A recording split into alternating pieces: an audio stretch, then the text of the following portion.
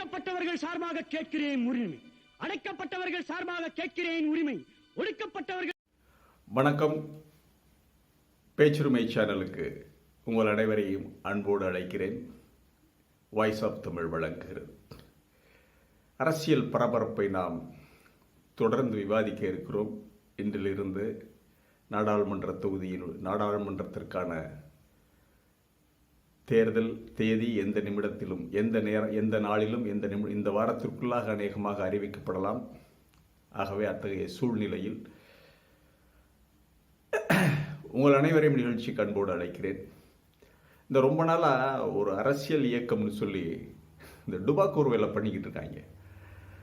அன்றைக்கு ஆரம்பித்தார் கட்சியை திரு ஜனாப், கண்ணியத்திற்குரிய காயிதே மில்லத் இந்திய யூனியன் முஸ்லீம் லீக். அந்த ஒரு பேனரை வச்சுக்கிட்டு இவங்க பண்ணுற அட்டகாசம் இருக்கு. அரசியல் கட்சி என்ற போர்வையில் திமுகவுடைய ஒரு ஜோக்கர் சீட்டை உட்கார்ந்துக்கிட்டு இருக்காங்க. அவங்களுக்கு அந்த பிறைச்சந்திர கொடி, பச்சை நிற பிறைச்சந்திர கொடி ஒன்றத்தை கட்டி ஆகணும். அதனால் இவங்களுக்கு அந்த வாய்ப்பு இருக்குது. ஆனால் இன்றைக்கு இஸ்லாமிய இயக்கங்களில் நிறைய வந்துட்டாங்க. தமிழ்நாடு முஸ்லீம் முன்னேற்ற கழகம்னு ஒரு இயக்கத்தை தொடங்கி அது இன்றைக்கு மனிதநேய மக்கள் கட்சியாக திரு ஜவாஹருல்லா அவர்களால் நடத்தப்பட்டு கொண்டிருக்கிறது. பல்வேறு போராட்டங்கள், நிறைய சேவைகள் பண்ணுறாங்க. அவங்க ஆம்புலன்ஸ் இதெல்லாம் பண்ணிக்கிட்டு இருக்காங்க. அதே போல் எஸ்டிபிஐ ஒரு இளைஞர்கள் மத்தியில் மிகப்பெரிய ஆதரவு உள்ள இயக்கம். எஸ்டிபிஐ அரசியல் அல்லாத ஒரு இயக்கம்னா மிகப்பெரிய தாக்கத்தை ஏற்படுத்தக்கூடிய தவிஹித் ஜமாத், இந்த ஜெயினுலாபுதீன்லாம் பேசுகிறார்ல, அது எங்கே ஓட்டு போடணும்னு சொல்லி சைலண்டாக சொல்லிட்டு போயிடுவாங்க. அதே மாதிரி சுன்னத் ஜமாத், இப்படியெல்லாம் இருக்கிறாங்க. அரசியல் தாக்கத்தை ஏற்படுத்தக்கூடியவர்கள் நிறைய இருக்கிறார்கள். ஆனால் இவங்க இந்த பாருங்களேன், 5 ஆண்டு முடிஞ்சிச்சா, 5 வருஷமாக ஒன்றுமே இல்லை. எங்கே துண்டை விரித்து திண்டு தூங்குனாங்கன்னு தெரியல. என்ன கல்யாணம் சொன்னாக்க போய் பிரியாணியை தின்னுவிட்டு மொய் எழுதி விட்டு வர வேண்டியது என்ன. அதற்கு பிறகு 5 ஆண்டு முடிவில் பாராளுமன்ற தேர்தல் வருகின்ற பொழுது ஒரு பொதுக்குழுவை கூட்டாங்க. நல்லா சுட சுட பிரியாணியை கிண்டிக்கிட்டு தின்னுவிட்டு ஒரு தொகுதியை கேட்க வேண்டியது திமுகவுக்கிட்ட. ஒரு இம்போர்ட்டட் வேட்பாளர், அதெல்லாம் முன்னாடியே பேசி முடிச்சாச்சு, போனி பண்ணியாச்சு, அதெல்லாம் முன்னாடியே பேசி முடிச்சாச்சு. திமுகவும் உங்களோட லட்சணம் தெரிஞ்ச இங்கே வா, தலையில் ஒரு தட்டு தட்டி இந்த உதயசூரியன் சின்னத்தில் நின்றுக்கா, ஜெயிச்சுக்க, வேறு எதுவும் கேட்கக்கூடாது. என்ன ரைட், ஓகே, நீ தான் வாங்கிட்டே இல்லை, வாங்கி அதெல்லாம் செலவு பண்ணிக்கிறங்க அப்படின்னு சொல்லி கொடுப்பாங்க. அந்த தவறை மீண்டும் திமுக இந்த தடவையும் செஞ்சுருக்கு, செய்ய போகுதுன்னு அதாவது ஒரு தொகுதி முடிந்து விட்டதாக சொல்லுகிறார்கள். அதே மீண்டும் நவாஸ் கனி தான் துபாயில் மிகப்பெரிய தொழிலதிபர் வந்துட்டார். 5 ஆண்டு முடிந்து பாராளுமன்றத்தில் இருக்கிற இந்த ஆளுக்கெல்லாம் ஆப்ஷன் போட மாட்டாங்களா? என்னையா பேசிட்டாரு,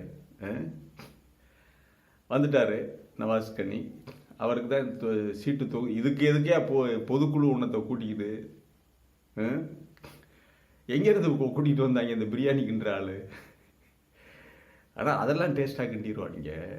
என்ன இந்த ஜோக்கர் சீட்டுக்கு ஒரு சீட்டு திமுக கொடுக்குது. ஆனால் திமுக தலைமை ஒன்றை எண்ணி பார்க்க வேண்டும். நாம் இந்த நேரத்தில் அசால்ட்டாக இருக்கக்கூடாது. பாரதிய ஜனதா கட்சிக்கான பரவாயில்ல, பாரதிய ஜனதா கட்சி தனியாக என்றால் நாம் இதை பற்றி பேச போகிறதில்ல.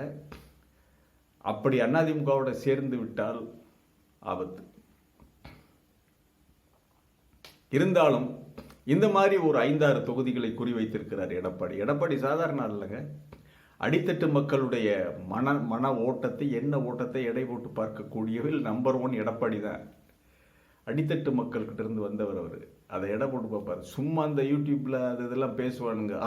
அந்த இது ஸ்டெர்லைட் ஆலை, அது அந்த இதில் மருதைனை வச்சுக்கிட்டு பேச சொல்கிறது. என்ன எடப்பாடி அடித்தட்டு மக்களை எடை போட தெரிஞ்சவர்.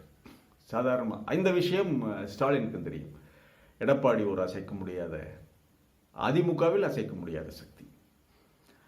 ஆகவே இந்த மாதிரி சிவகங்கை நாடாளுமன்ற தொகுதி, இந்த மாதிரி ஒரு சில தொகுதிகளை குறிவைத்திருக்கிறது அதிமுக. தப்பு பண்ணிருச்சு திமுக, அவ்வளோதான், முடிஞ்சது, ஜோலி முடிஞ்சது. எஸ்டிபிஐ கொண்டாந்து அங்கே நிப்பாட்டுவாங்க. நீங்கள் திமுக நிப்பாட்டி பாருங்க, இங்கே என்ன அங்கே உணர்ந்து நிப்பாட்டி பாருங்க. ராம்நாட்டில் கரெக்டாக எஸ்டிபிஐ தான் நிப்பாட்ட போகிறார்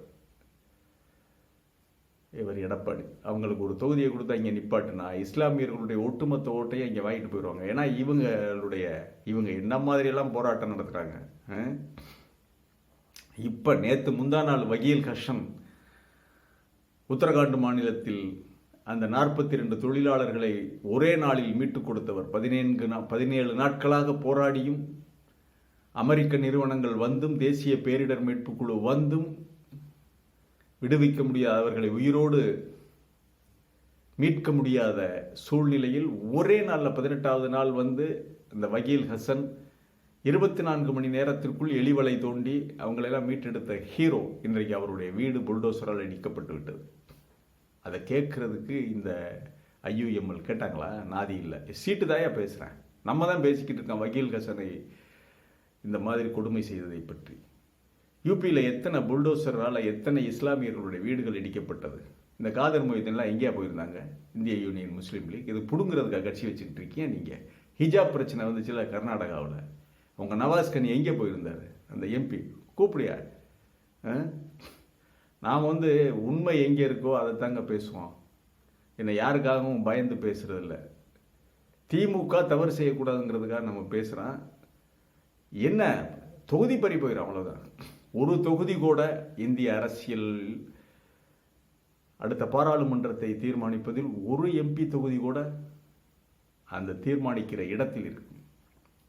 அதனால தான் சொல்கிறோம், அதிமுக வெல்வதற்கான வாய்ப்பு நீங்கள் இந்திய யூனியன் முஸ்லீம் லீக் கொடுத்தால் அந்த கேள்விகளை எல்லாம் எடுத்து முன் வைப்பாங்க தேர்தலில். இஸ்லாமியர்கள் மத்தியில் எஸ்டிபிஐ வலுவான கட்சியாக இருக்கிறது. அவங்க போய் சொல்லுவாங்க இவங்க எதுக்கு வந்தாங்க, இந்த படுத்துட்டு வித்துட்டாங்க, தொகுதியை வித்துட்டாங்க. அவனு துபாயிலிருந்து 5 வருடம் முடிந்து புறப்பட்டு வந்துட்டார். இந்த 5 வருஷமாக என்னத்தை கிழிச்சார் அப்படின்னு தொகுதி மக்கள்கிட்ட கேட்டால் எந்த முகத்தை வச்சுக்கிட்டு போய் நீங்கள் ஓட்டு கேட்பீங்க. ஆகவே இப்படிப்பட்ட அபாய கட்டத்தில் உள்ள தொகுதிகள் சில இருக்குது திமுக கூட்டணியில். சில காங்கிரஸ் கூட்டணியில் இருக்கிற காங்கிரஸ் கட்சியில் இருக்கிற சில உருப்படாத கோயிலில் உருண்டுச்சோறு வாங்கி தின்ன கும்பல்லாம் இருக்குது. சோம்பலான சுகவாழ்வுக்கு இலக்காகி உடம்பை மட்டும் வளர்த்து வைத்து கொண்டு பெண்களைப் போல் முகத்தை உப்ப வைத்து கொண்டு, அதுதான் சொன்னல, அதிகப்பணியான கொழுப்பு வடியும் தங்களுடைய முகத்தோடு சோம்பலான சுகவாழ்வுக்கு இலக்கான அரசியல்வாதிகளுடைய வீட்டு பிள்ளைகள் ஒரு 10-15 பேர் இருக்காங்க. காங்கிரஸில் இருக்காங்க, திமுகவில் இருக்காங்க. ஆபத்து தான் உங்களுக்கு. ஆமாம், தப்பு பண்ணினால் தொகுதி அதிமுகவுக்கு போயிடும். அதைத்தான் அவங்க பார்த்துக்கிட்டு இருக்காங்க. அதாவது அதிமுகவுக்கு இப்போது உள்ள எடப்பாடிக்கு இப்போது உள்ள ஒரு வாய்ப்பு திமுகவுடைய தவறு. திமுக தவறு செஞ்சால் ஈஸியாக சரியான வேட்பாளரை போட்டு அடித்து தூக்கிடுவாங்க எடப்பாடி, அதில் கில்லாடி. ஆகவே திமுக மறுபடியும் இந்த ஜோக்கர்களுக்கு சீட்டு கொடுத்து நிப்பாட்டினால் அதற்கு மேல் அவர்களுடைய விருப்பம். பணம் மட்டுமே தீர்மானிக்காது தேர்தலை, மக்கள் மனமும் சேர்ந்து தீர்மானிக்கும். அதே மாதிரி ஜேஎம் ஹாரூன் தன்னுடைய பையனுக்காக கேட்கிறார் தேனி நாடாளுமன்ற தொகுதியை. தேனியில் இஸ்லாமியர்களுடைய வாக்கு கணிசமான அளவிற்கு இருக்கிறது. அதனால் அவர் இங்கே கேட்கிறார். ஆனால் அங்கே ஒரு அருமையான அரசியல்வாதி தங்கத்தமிழ் செல்வன் கடந்த முறை ஓபிஎஸ்ஐ எதிர்த்து கடுமையாக போராடியவர், வெற்றியின் விளிம்பு வரை வந்தவர் தங்கத்தமிழ் செல்வன். ரொம்ப தலையால் தண்ணி குடிச்சு தான் வெற்றி பெற்றார் ஓபிஎஸ். ஆகவே இந்த முறை அவர் நாடாளுமன்ற தொகுதியை கேட்பார், கடுமையாக போராடுவார் தங்கத்தமிழ் செல்வன். அவர்கிட்ட கோடிகள் இல்லை, ஆனால் கடுமையான உழைப்பு இருக்கு, நன்றாக வாதிடக்கூடியவர், அரசியலில் மிகச்சிறந்த ஒரு ஆளுமை, பல்வேறு விஷயங்களை விரல் நுனியில் வைத்திருக்கின்ற விரல் நுனியிலே பல்வேறு அரசியல் விஷயங்களை வைத்திருக்கின்ற மிகச்சில அதிமுகவிலிருந்து வந்தவர்கள், அந்த திராவிட இயக்கத்திலே மிகச்சில அரசியல்வாதிகளிலே தங்கத்தமிழ் செல்வன் ஒருவர். அவர்கிட்ட விவரங்கள் அதிகம், அபாரம்.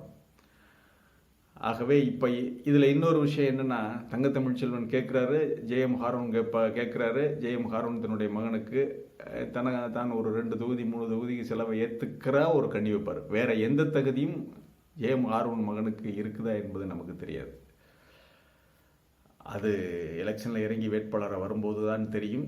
வேறு எந்த தொகுதியை கேட்பார் என்று தெரியவில்லை. ஆனால் தேனி தொகுதியில் தான் அவர்கள் வேலை செய்கிறார்கள் என்பது நமக்கு தெரியும். அதே போல் 2 சட்டமன்ற தொகுதிகள், ஒன்று பொன்முடியுடைய தொகுதி, இன்னொன்று விலவங்கோடு. சமீபத்தில் ஓடிப்போனாங்கல்ல விஜயதரணி பிஜேபிக்கு. ஆகவே அங்கே ஒரு தொகுதி. இந்த தொகுதிகளை வைத்தும் காங்கிரசிடம் பேரம் பேசி திமுக தொகுதிகளை குறைக்க முயலும்.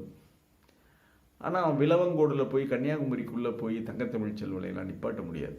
அது இந்து நாடார் வெர்சஸ் தமிழ்நாடார். விலவங்கோடு கொஞ்சம் வித்தியாசப்படும் நினைக்கிறேன். ஆகவே அந்த வாய்ப்பு தங்கத்தமிழ் செல்வனுக்கு ஒரே ஒரு வாய்ப்பு தான், நாடாளுமன்ற தொகுதி. செலவழிக்கிறதுக்கு அவர்கிட்ட பணம் இல்லை.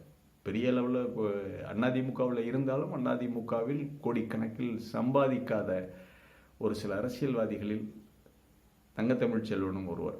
என்ன ஒரு ஸ்கார்பியோ வச்சுருப்பார்.